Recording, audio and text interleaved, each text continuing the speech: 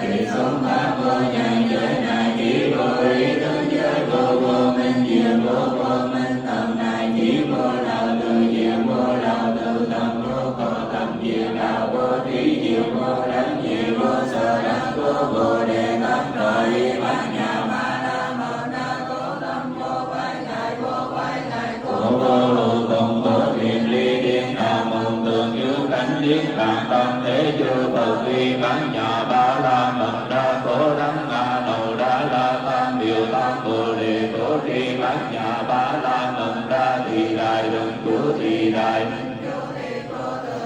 thị cô đằng đằng chúa năng trừ nhân thiết cô chân thần tướng thư cổ thi bát nhà ba la mật đa chủ tinh thi chu đi